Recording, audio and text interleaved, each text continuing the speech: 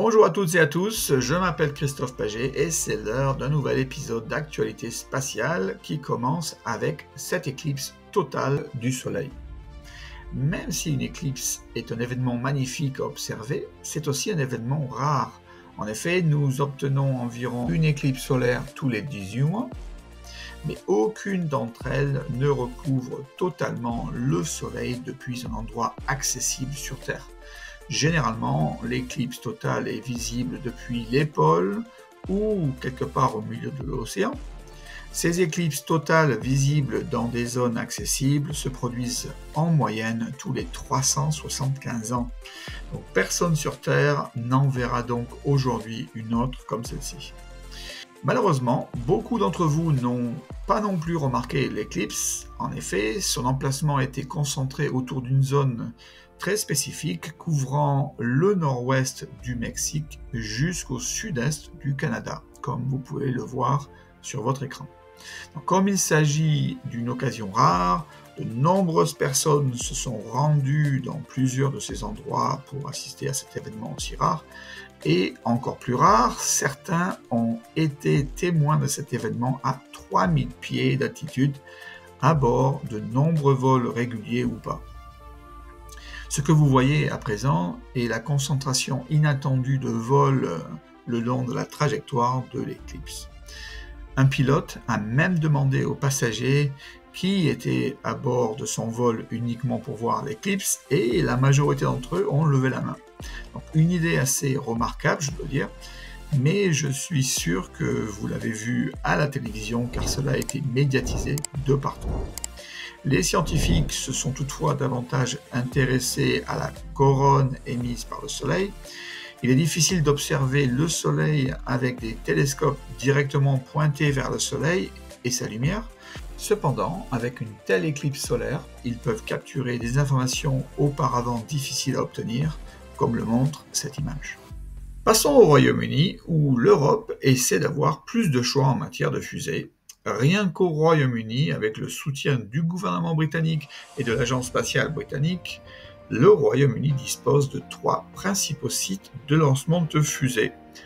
Un en Cornouailles pour les lancements horizontaux et 2 sites de lancement verticaux en Écosse, à Saxoford sur l'île Shetland et le port spatial de Sutherland dans les Highlands. J'ai couvert d'ailleurs dans des vidéos précédentes les sites de Cornouailles et de Shetland, mais je n'ai pas beaucoup mentionné le port spatial de Sutherland car le site n'était pas développé jusqu'à présent. Donc, Orbex, une société britannique de fusées basée dans les Highlands avec des succursales au Danemark et en Allemagne, commence les travaux de préparation pour la construction de son site de lancement au port spatial de Sutherland. L'Écosse est peut-être belle, mais elle comporte de nombreux obstacles naturels tels que les rivières et les vents violents. Orbex a réalisé une étude météorologique de la région et construit actuellement des ponts pour faciliter les accès et son exploitation. La construction demandera des efforts considérables car les routes peuvent y être étroites et longues, notamment la route A9, comme vous pouvez le voir sur ces images. Donc félicitations à Orbex pour investir dans cette aventure et bien d'autres à venir. Je vous informerai au fur et à mesure de l'avancée du site. Elon Musk a rencontré ses employés à Boca Chica pour faire le point sur le programme Starship. Un ensemble d'informations intéressantes a été fourni. En résumé, le vaisseau spatial gagnera progressivement en puissance et en taille. La version 2 du Starship premier étage aura 15% de plus de poussée, tandis que la version 3 en aura 40%. Quant au vaisseau lui-même, sa version 2 aura 30% de poussée supplémentaire et sa version 3 en aura 116% de plus. Cela est dû à une augmentation de poussée de 20% de son Raptor numéro 3 par rapport à la version 2, Raptor 2, qui est déjà utilisée, ainsi qu'à de nouvelles améliorations du poids du vaisseau. Donc, le vaisseau version 2 augmentera en hauteur de 3 mètres, tandis que celui de la version 3 sera plus haut de 29 mètres. Donc Elon a décrit comment SpaceX avait l'intention de peupler Mars et a également souligné qu'il construirait une base sur la Lune. Donc cette image décrit le processus d'envoi de colonies. Donc, elle paraît un peu complexe, mais finalement c'est pas si difficile que ça. La présentation s'est ensuite poursuivie avec des mots sur l'accélération de la production et toute cette usine Star Factory immense que nous avons vue au fil des temps à Starbase sont en fait déjà occupées pour construire des pièces de vaisseaux spatiaux, comme vous pouvez le voir sur votre écran. Enfin, Elon a montré un aperçu de la façon dont SpaceX a l'intention de capturer le booster, ou le premier étage, et cela pourrait se produire dès l'essai en vol intégré numéro 5. Bon, un temps d'Elon à prendre, bien sûr, avec des pincettes, je suppose. Il a aussi mentionné que le Starship lui-même sera aussi récupéré ou capturé par le Mechazilla, mais ça prendra quand même beaucoup plus de temps. Donc, il pense que ça se fera en 2025. Il y a quelques semaines, l'équipage du MS-25, commandé par le cosmonaute Oleg Novitsky, est arrivé à l'ISS avec l'astronaute de la NASA Tracy Dyson et la touriste biélorusse Marina Vasilevskaya. Donc le temps passe vite, car il était déjà temps de ramener Oleg et Marina sur Terre, emmenant avec eux l'astronaute de la NASA Laurel O'Hara, laissant derrière lui le MS-25 Soyouz et prenant avec eux le véhicule MS-24 Soyouz. Le retour dans les steppes du Kazakhstan s'est déroulé sans problème. McDonnell Douglas a développé la fusée Delta I dans les années 1960, lançant des satellites emblématiques comme Echo 1, le premier satellite de communication au monde, puis Tyros, le premier satellite météorologique à grande échelle. En 1989, naît le Delta II avec plus de puissance et de capacité pour effectuer 155 vols au total, dont l'envoi des rovers Spirit et Opportunity sur Mars, avant son remplacement par le Delta III en 1998. À cette époque, Boeing a même fusionné avec McDonnell Douglas. Ce Delta III fut de courte durée avec seulement 3 vols, dont les 2 premiers furent un échec.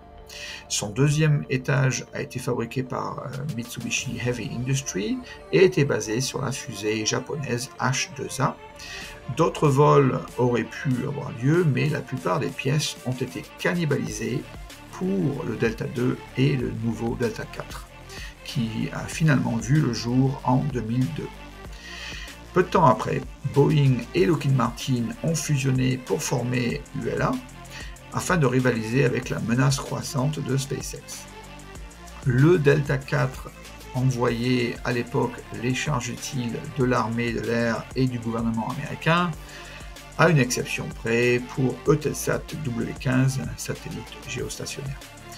Delta IV Heavy, ou lourd, est né en 2004 pour étendre les capacités de son Delta IV sur le marché géostationnaire ou gros lanceur en Léo, et a effectué 16 vols au cours des 20 dernières années avec un échec de lancement partiel lors de son premier vol avec 2 satellites livrés sur une orbite plus basse que prévu. L'une de ses charges utiles les plus célèbres était la capsule Orion sans équipage en 2014 pour soutenir le programme Artemis. Le dernier vol du Delta a eu lieu le 9 avril 2024, conformément au projet de ULA de remplacer toutes ses anciennes fusées par la fusée Vulcan Centaur, moins chère dans plusieurs configurations avec jusqu'à 6 propulseurs solides et différentes longueurs de fusée. Alors adieu à Delta et Delta IV avec un repos bien mérité pour 60 ans de service. Le 5 avril, SpaceX a lancé une Falcon 9 depuis la Floride avec un lot de Starlink pour sa mission Groupe 647. Le premier étage a atterri sur un drone ship pour la 15e fois. 2 jours plus tard, SpaceX a lancé un autre lot de Starlink, dont 6 Starlink Direct to Cell pour téléphone mobile, depuis la Californie pour sa mission Groupe 8.1. Le propulseur a revolé pour la 6e fois et a atterri sur un drone ship. Le lendemain, SpaceX récidive depuis la Floride pour sa nouvelle mission de Bandwagon 1 avec 11 satellites à bord pour le sud-coréen DAPA et d'autres clients destinés à une inclinaison de 45 degrés. Le booster a revolé pour la 14e fois et a atterri sur site. Le 9 avril a eu lieu le dernier lancement du LA en Floride de son Delta IV lourd pour sa mission Enroll 70. Le 10 avril, SpaceX a lancé un autre lot Starlink pour sa mission Groupe 648 depuis la Floride. Le premier étage a volé pour la 2e fois et a atterri sur un drone ship. Le jour suivant a vu 2 lancements, le premier de Roscosmos depuis la Sibérie et son 4e vol d'essai de son Angara A5 Block DM3. Le dernier vol de la semaine était celui de SpaceX avec sa mission USSF 62 depuis la Californie. Le premier étage a volé pour la 3e fois et a atterri sur son site de lancement. Ainsi, le résumé de l'année en matière de lancement de fusées fait état de 69 lancements réussis sur 72 jusqu'à présent, avec cette semaine 6 lancements supplémentaires par une société de lancement américaine et un lancement par une société de lancement russe. Il s'agit de loin du plus grand nombre de lancements jamais réalisés sur une période de 4 mois. Je vous laisse avec cette image de la Lune combinant 2 photos prises par le pilote du module lunaire Apollo 15 Jim Irwin depuis le site Apollo Lunar Surface Experiment Package à la fin de la 2e marche sur la Lune d'Apollo 15 le 1er août 1971. On peut voir le commandant de mission David Scott se pencher sur sa droite et poser la perceuse de surface lunaire. Il est facile d'oublier à quel point il est difficile de faire atterrir un atterrisseur sans pilote sur la Lune depuis les derniers 12 mois, on a vu ça récemment, donc sans parler de la difficulté qu'on a avec des humains.